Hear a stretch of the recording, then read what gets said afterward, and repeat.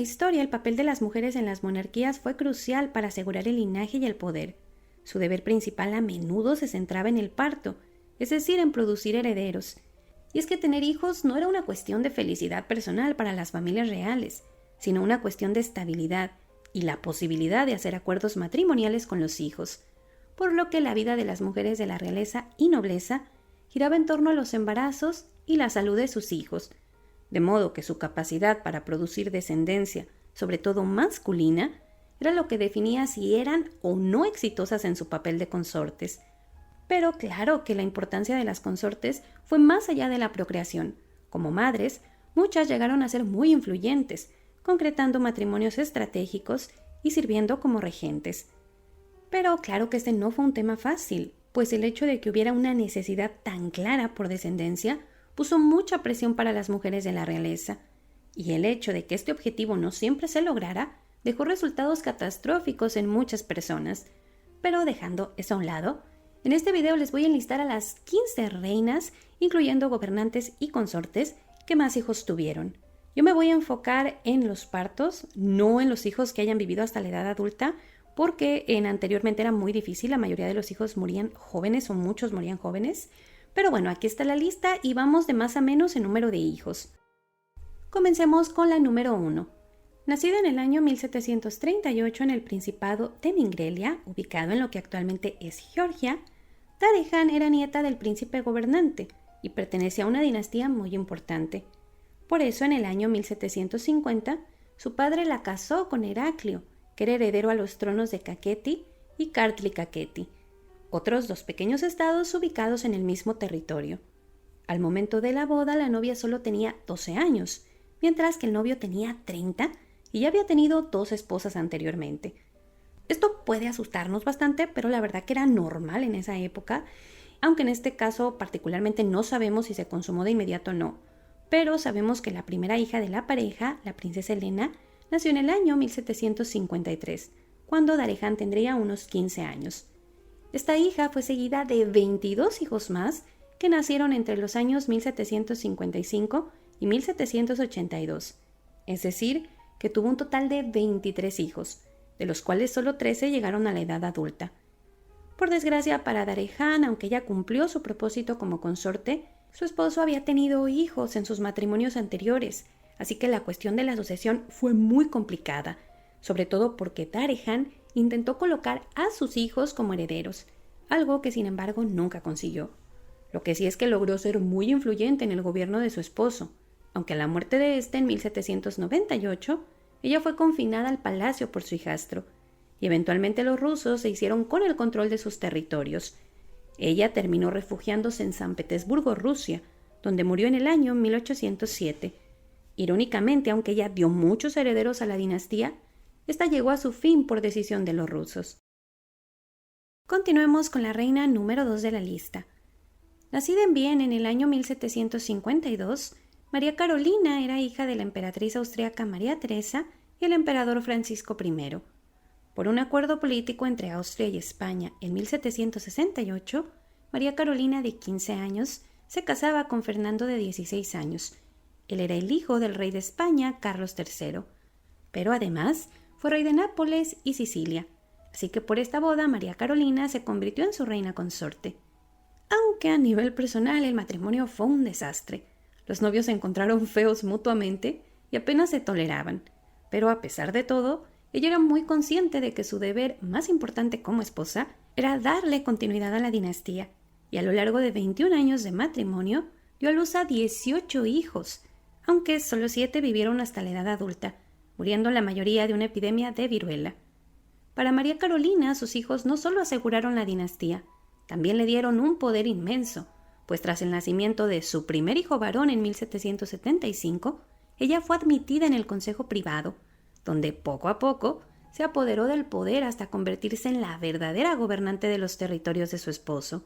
Y desde este papel, María Carolina supervisó la promulgación de todas las reformas, la ampliación del ejército y la organización de los matrimonios políticamente muy ventajosos para sus hijos, a quienes unió principalmente con Gran Bretaña y Austria. Pero no todo fueron escándalos y política. A María Carolina también se le recuerda por haber impulsado el arte y por ser una fiel defensora de la monarquía. Aunque por desgracia sus últimos años se vieron ensombrecidos por las desgracias que causaron las invasiones de Napoleón, que hicieron que ella y su esposo se exiliaran en Austria, donde ella falleció en el año 1814 a los 62 años.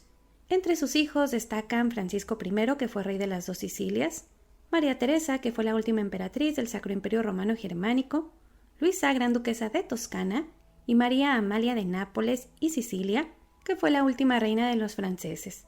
Cabe aclarar que cuando María Carolina falleció, su esposo solo esperó 3 meses para volverse a casar con una mujer que era 20 años más joven que él y de quien estaba profundamente enamorado. Y ahora continuemos con la mujer número 3 de la lista. Nacida en febrero de 1565, Ana fue la hija del rey Jacobo II de Inglaterra. Es decir, que Ana por nacimiento perteneció a la dinastía Estuardo, que reinaba Inglaterra, Escocia e Irlanda. Uno pensaría que por eso su vida como princesa fue muy fácil, pero la verdad es que no. Su padre se convirtió al catolicismo, en un momento en que su reino era anglicano, por lo que Ana y su hermana mayor se convirtieron en las favoritas del pueblo y la corte para reinar. Esto obviamente las llevó a enfrentarse con su padre, y la familia tuvo una relación demasiado difícil. Ana tuvo que presenciar la caída del trono de su padre cuando fue derrocado, y también presenció el reinado de su hermana mayor María, con quien no se llevaba muy bien. Finalmente María murió sin hijos, y así fue como Ana se convirtió en reina en 1702. Para entonces su padre ya había muerto en el exilio, pero había dejado un hijo que era católico y quien peleaba el derecho que tenía al trono británico.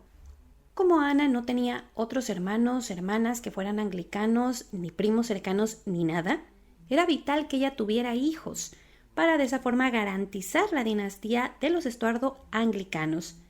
Ana se había casado con el príncipe Jorge de Dinamarca en 1683, y aunque por arreglo político, la pareja se quería, se llevaban muy bien y eran felices, así que asumieron la tarea de engendrar herederos con mucho entusiasmo. Por desgracia, aunque Ana estuvo embarazada al menos 17 veces, solo 5 llegaron a ser nacimientos vivos, pero al final todos murieron jóvenes. Se dice que era muy raro, porque en su mayoría no eran niños enfermizos, solo enfermaban inesperadamente y morían. Pero bueno, al final, aunque uno vivió hasta los 11 años, pues el resultado fue el mismo. Ana perdió absolutamente a todos sus hijos, algo que ella y su esposo enfrentaron junto al escrutinio de la corte y el pueblo, quienes los culparon por no poder engendrar herederos. Al final se buscó otro pariente lejano que fuera anglicano y que terminó heredando el trono a la muerte de Ana en el año 1714, como Jorge I, lo que marcó el inicio de la dinastía Hanover, que, aunque ya no es la misma que reina actualmente en Gran Bretaña, pues siguen siendo sus descendientes. Continuamos con el siguiente caso. Nacida alrededor de 1263, Keran llegó al mundo en una familia real del estado llamado Lamprón, que se ubica en lo que hoy es Turquía. Por arreglo político se casó con el príncipe León de Armenia, quien se convirtió en rey en 1270, por lo que ella se convirtió en su reina consorte. De inmediato se volvió muy popular y fue descrita como hermosa y bondadosa. Se dice que ella y su esposo tenían un matrimonio armonioso y feliz, así que no sorprendió que tuvieran 16 hijos, con lo cual se consideró que ella había cumplido más que bien con su deber de dar hijos. Pero, por alguna razón desconocida tras el nacimiento de su último hijo, Keran decidió retirarse de la vida pública y entrar en un monasterio, donde murió un año después, en 1285. Mientras tanto, su esposo siguió en el trono, muriendo envenenado 4 años después. Por desgracia, aunque Keran había garantizado la sucesión con todos sus hijos y 5 de ellos llegaron al trono, la cosa la verdad es que no fue nada bien para ellos. Varios de estos hijos se cegaron entre ellos y se mataron para quitarse el trono. Al final no quedó ninguno y el reino de Armenia pasó a los descendientes de una de sus hijas. Continuemos con el siguiente. Nacida en el año 1528 en Madrid, España, María fue la hija de Carlos V, emperador del Sacro Imperio Romano Germánico y rey de España. Por lo tanto, María creció en las cortes de su padre, hasta que en el año 1548 se decidió que se casara con su primo, Maximiliano II, quien más tarde sería emperador del Sacro Imperio Romano Germánico. Este matrimonio fue muy importante porque conectó a las ramas española y austriaca de los Habsburgo, O sea que aunque el matrimonio se hizo dentro de la misma familia, pues tenía fines dinásticos y territoriales bastante delicados. Pero bueno, también hay que decir que los novios eran cercanos y tuvieron un matrimonio amoroso y feliz, teniendo un total de 16 hijos, de los cuales 9 vivieron hasta la edad adulta. Como madre, María fue extremadamente protectora de sus hijos y como consorte fue muy solidaria con su esposo, llegando a influir moderadamente en el gobierno. Eventualmente, luego de la muerte de su esposo, María se retiró a un monasterio en España, donde permaneció hasta su muerte en el año 1603, a los 74 años. Continuemos con la consorte número 6 de la lista. Nacida en Austria en el año 1717, María Teresa fue la hija del emperador del Sacro Imperio Romano Germánico, Carlos VI, y de Isabel Cristina de Brunswick-Wolfeld. Como hija mayor de su padre, ella creció en la corte real, donde recibió una excelente educación. Y como su padre no llegó a engendrar hijos varones legítimos, tras la muerte de él en el año 1740, María Teresa, con tan solo 23 años, se convirtió en la primera mujer gobernante de los territorios de los Habsburgo. Por desgracia para ella, sus parientes y otras potencias europeas no aceptaron que ella reinara y estalló una guerra de sucesión, tras la cual ella resultó victoriosa, reinando más de 40 años, en los que implementó muchas reformas, algunas exitosas, otras no tanto. Pero a pesar de los altos y los bajos, ella llegó a consolidarse como una de las monarcas más exitosas de su tiempo. Ahora, a nivel personal, María Teresa se casó en el año 1736 con Francisco de Lorena, que fue su cogobernante. Obviamente esta unión se hizo con fines políticos, pero María Teresa se enamoró de su esposo con absoluta devoción, sentimiento que, sin embargo, no fue del todo mutuo. Si bien Francisco la quería mucho, él era muy mujeriego y sus constantes infidelidades, además de sus diferentes opiniones políticas, hicieron que el matrimonio fuera una guerra continua. Pero a pesar de todo, la pareja tuvo 16 hijos, de los cuales 11 vivieron hasta la edad adulta, destacando los emperadores José II y Leopoldo II, así como María Antonieta, que se convirtió en reina de Francia. Así que claramente ella cumplió con su deber de crecer su dinastía. Sin embargo, hay que decir que su relación con sus hijos a menudo fue difícil, porque ella casi siempre antepuso los intereses de Austria a los sentimientos de ellos. Además, también se le consideraba una madre dominante y bastante fría. Ella conservó el trono hasta su muerte en el año 1780, a los 63 años. Continuemos con el siguiente caso. Nacida en el año 1744, Carlota fue la hija del duque Carlos Luis Federico de Mecklemburgo e Isabel Albertina de Sajonia, gobernantes de un pequeño ducado en el norte de Alemania. La familia de Carlota realmente no era muy rica ni muy importante, pero eran nobles de excelente ascendencia y protestantes, por lo que en 1761, con 17 años, Carlota se casó con el rey Jorge III de Gran Bretaña, que tenía 23 años. Este matrimonio, más que por razones políticas, tuvo que ver con la religión, pero la verdad es que a pesar de todo, en un inicio la pareja funcionó bastante bien. Estaban enamorados, felices, fieles y todo, lo que dio como resultado 15 hijos, de los cuales 13 vivieron hasta la edad adulta, entre ellos los futuros reyes Jorge IV y Guillermo IV.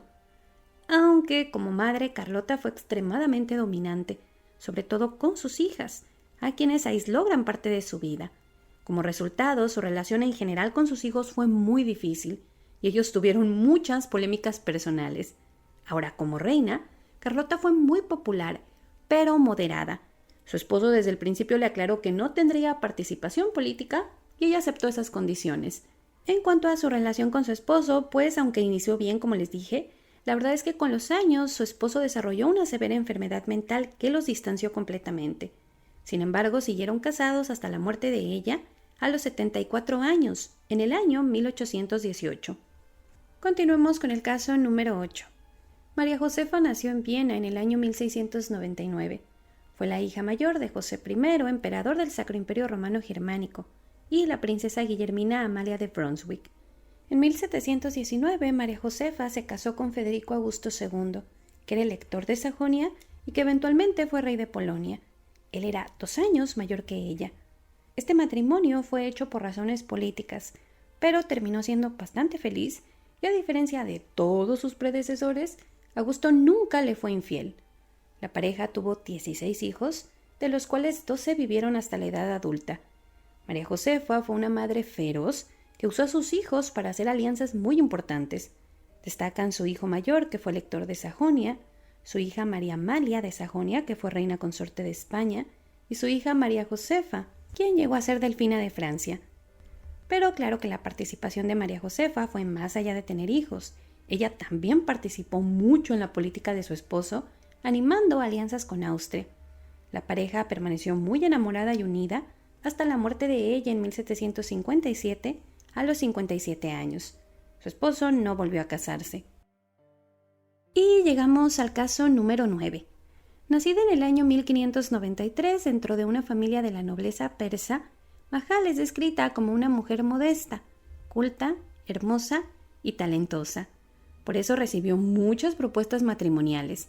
Pero finalmente en 1612 su padre eligió casarla con Shah Jahan, que era emperador mongol de Indostán y que tenía 20 años, es decir, un año mayor que ella.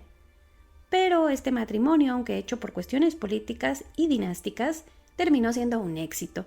Los jóvenes se enamoraron profundamente, y aunque era costumbre de esa dinastía que el emperador tomara muchas esposas, y efectivamente Shah Jahan tomó 4 esposas más, estos matrimonios fueron solo políticos, sin relaciones personales, ya que la absoluta devoción y amor de Shah fue completamente para Mahal.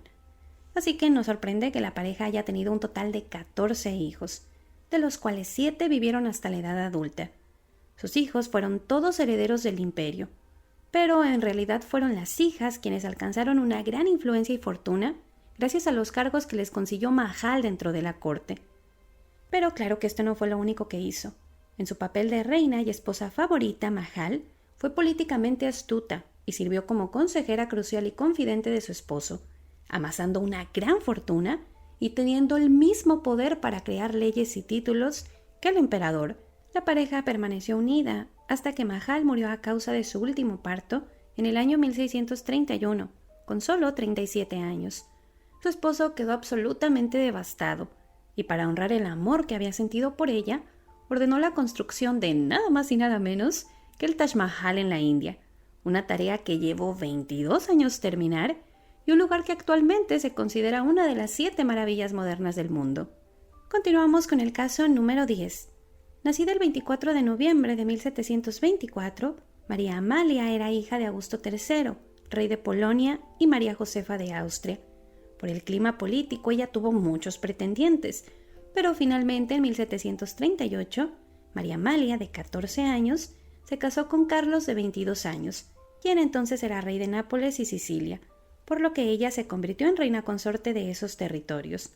Como era común en su tiempo, esta unión fue una alianza política hecha por los padres, pero desde el día 1 se convirtió en un matrimonio sólido y afectuoso.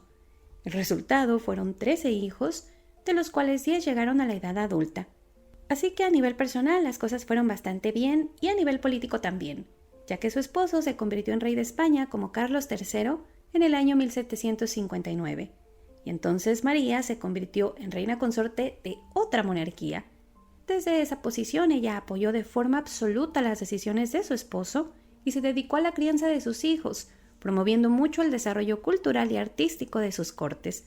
Su inteligencia y su gracia la convirtieron en una figura súper querida y popular, tanto en Nápoles como en España. Por desgracia, ella murió poco después de haberse mudado a su nuevo territorio en 1760. Tenía 35 años. Carlos no volvió a casarse. Continuemos con el siguiente caso. Nacida en el año 1436 en Viena, Isabel era hija de Alberto II de Alemania y su esposa Isabel de Luxemburgo. Su infancia se vio marcada por las guerras en Europa y la muerte de su padre, que la llevó a ser criada en la corte del emperador del Sacro Imperio Romano, Federico III. Esto por protección, ya que ella era una de los 3 nietos sobrevivientes del emperador Segismundo de Polonia. Y es que resulta que como eran pocos nietos y había una cuestión política muy complicada en ese territorio, pues ella tenía derecho a los reinos de Hungría y Bohemia, así que muchos buscaban matarla o casarla a la fuerza. Por eso es que no podía abandonar esta corte donde tenía refugio. Pero bueno, eventualmente las cosas se calmaron y en agosto de 1452, Isabel, de 18 años, se casó con Casimiro IV, de 27 años, que era rey de Polonia. Este matrimonio fortaleció la posición de Casimiro y convirtió a Isabel en una de las consortes más populares de su tiempo. Pero a nivel personal, la cosa no inició muy bien. Casimiro la consideraba poco agraciada y solo se casó con ella por presión política. Sin embargo, con el tiempo, se volvieron afectuosos y devotos el uno al otro. Isabel viajaba con él prácticamente a todos lados, dando a luz a un total de 13 hijos, 11 de los cuales vivieron hasta la edad adulta. De esos, 4 fueron coronados reyes. Vladislao II fue rey de Bohemia y Hungría. Juan I Alberto fue rey de Polonia. Alejandro fue rey de Polonia. Y Segismundo I también fue rey de Polonia. Además de haber cumplido su papel como madre de reyes, Isabel también pudo influir mucho en su marido, aunque prefirió mantenerse al margen de la política. Ella y su esposo pusieron mucha atención en la crianza de sus hijos, a quienes eran especialmente cercanos. El rey Casimiro murió en el año 1492, dejando a Isabel desconsolada. Ella no quiso volver a casarse, pero siguió apoyando a sus hijos y organizando matrimonios para ellos, hasta su muerte en el año 1505, a los 68 años. Continuamos con el caso número 12. Nacida en el año 1830, Isabel fue la hija mayor del rey Fernando VII de España y María Cristina.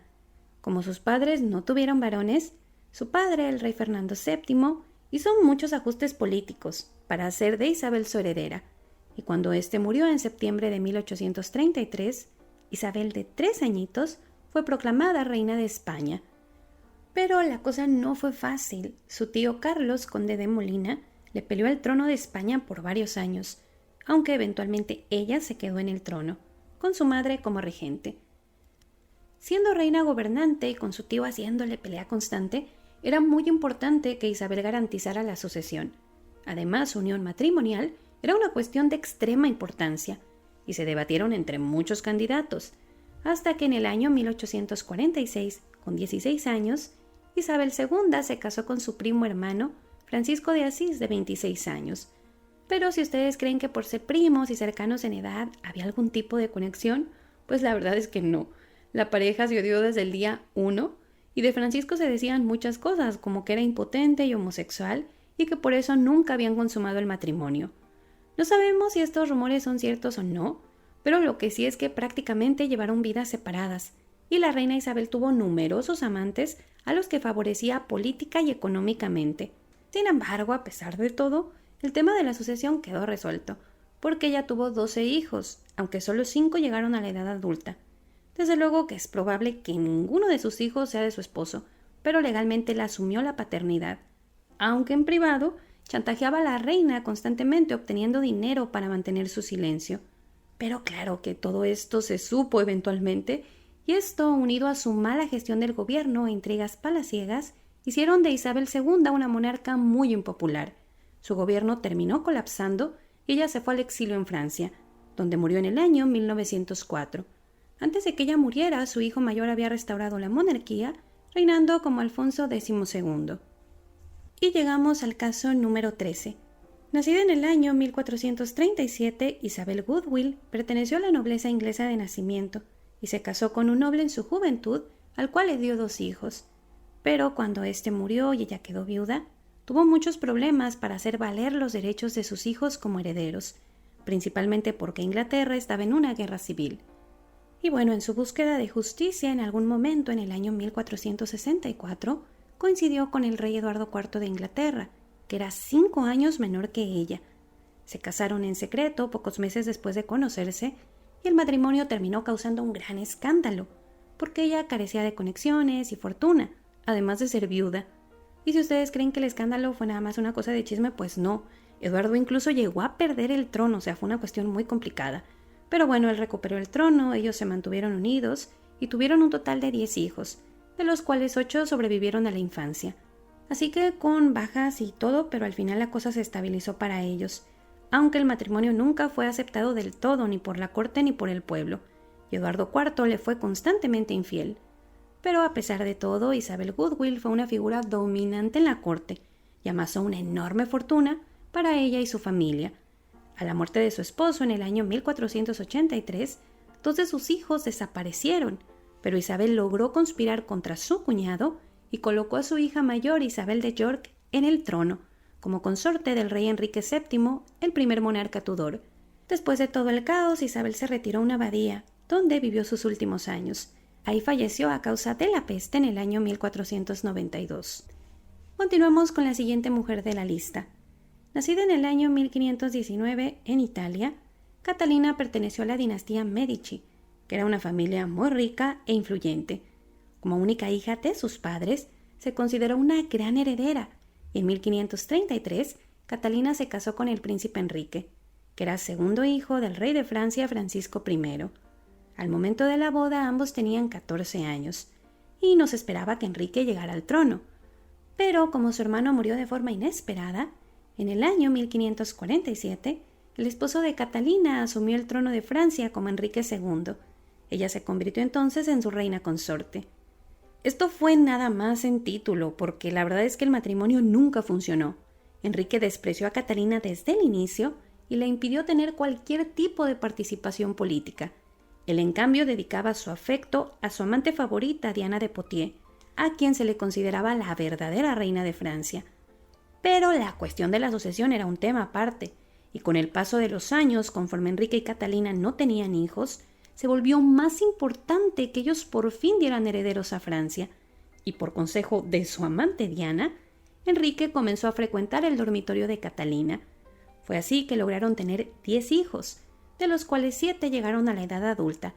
3 de estos se convirtieron en reyes de Francia: Francisco II, Carlos IX y Enrique III, mientras que 2 de sus hijas fueron reinas consortes. Isabel de Valois fue esposa de Felipe II, rey de España, y Margarita de Valois fue brevemente consorte de Enrique III, que era rey de Navarra. Pero bueno, volvamos con la historia de Catalina. A pesar del nacimiento de sus muchos hijos, el matrimonio con Enrique II nunca fue feliz. Pero la repentina muerte accidental de él en un ajuste en el año 1559 empujó a Catalina a ser una figura política muy importante, como la madre de 3 reyes que necesitaron muchísimo de su consejo. Ella básicamente en algunos momentos controló el poder en muchos aspectos, y aunque solía ser muy fuerte y despiadada, también manejó la administración con mucha precisión, hasta que murió en el año 1589 a los 69 años. Y llegamos con la última mujer de la lista. Nacida en el año 1124, Leonor heredó de su padre el ducado de Aquitania, un estado independiente en Francia que era muy rico. Esto, unido a lo que todos describen como una gran belleza, la hicieron una novia muy buscada. Hubo quien incluso planeó secuestrarla. Pero finalmente en el año 1137, por presión política, se casó con el futuro Luis VII de Francia, quien eventualmente la convirtió en su reina consorte. Juntos tuvieron 2 hijas, pero ningún hijo, y el matrimonio terminó fracasando muy rápido.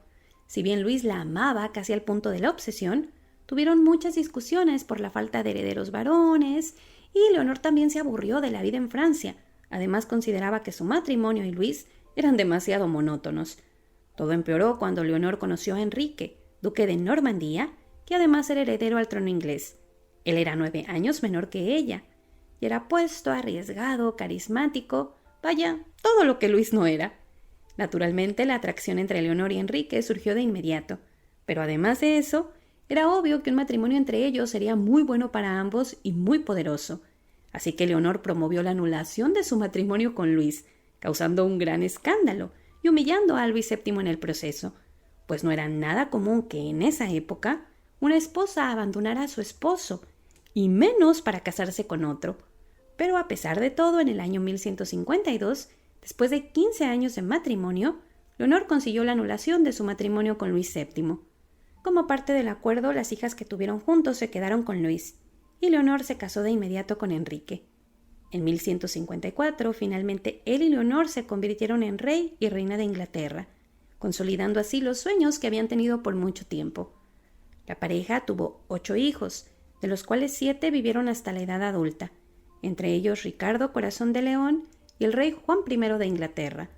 De sus hijas, las que tuvo con Luis llegaron a ser duquesas, mientras que las que tuvo con Enrique, 2 llegaron a ser reinas consortes.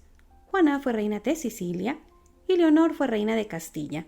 Obviamente el hecho de que Leonor sí le pudiera dar varones a Enrique fue una gran sorpresa y fue una burla todavía más grande para Luis VII de Francia, y de alguna forma esto le anotó una victoria a ella, quien claramente no tuvo problemas para asegurar esta dinastía. También está claro que la unión entre ella y Enrique fue inicialmente muy apasionada, pero con el tiempo la cosa cambió, y para mal. Resulta que Leonor y Enrique se distanciaron mucho, pelearon por cuestiones políticas, y la gota que derramó el vaso fue que Enrique la engañó de forma descarada muchas veces. Esto llevó a Leonor a vivir en Aquitania gran parte de su matrimonio, y cuando sus hijos se rebelaron contra su padre Enrique, sorprendiéndolos a todos, Leonor los apoyó, buscando derrocar a Enrique del trono inglés. Esto fue un duro golpe para Enrique, quien realmente no lo esperaba, y terminó ordenando que Leonor fuera arrestada. Y así fue como el matrimonio, que había escandalizado a Europa por su pasión y todo eso, pues terminó terriblemente mal. Leonor no fue liberada de la cárcel hasta el año 1189, cuando su esposo murió y su tercer hijo, Ricardo, ascendió al trono de Inglaterra como Ricardo I. Como reina viuda, Leonor siguió siendo bastante influyente y llegó a ser regente, pero finalmente decidió retirarse a una abadía, donde murió en el año 1204 a los 80 años. Su hijo menor Juan eventualmente perdió todos los territorios que habían sido de Leonor y dejó a Inglaterra sumida en un caos. Y pues nada, chicas y chicos, ese es el recuento de las 15 reinas y consortes que tuvieron más hijos. Obviamente empecé a partir de la Edad Media porque anteriormente es muy complicado la cuestión de los registros. Y como les dije, yo tomé en cuenta los embarazos porque desde luego que la mayoría de los hijos o muchos hijos llegaron a morir. Digo, hubo otros que sorprendentemente, aunque fue en la Edad Media, vivieron la mayoría. Esto tiene que ver con un tema, pues a veces de qué tan cercana era la relación con el esposo, de la genética, también de las pandemias o epidemias. Pero pues aquí está, chicos y chicas. En otros casos me fui más directamente como a registros más certeros porque, por ejemplo, la reina Ana de Gran Bretaña se dice que llegó a tener 24 embarazos. No todos están registrados, entonces yo me fui como que a la más certera, que son 17. Pero pues nada, si ustedes saben de algún otro caso que se me haya pasado, traté como que de juntar los más que pude encontrar. Algunos yo tampoco no los conocía. Pero si ustedes saben de alguno, pues déjenmelo en los comentarios. Poco a poco voy sacando como que lo que me habían pedido. Y pues nada, chicos y chicas, yo espero que les haya gustado el video y muchísimas gracias.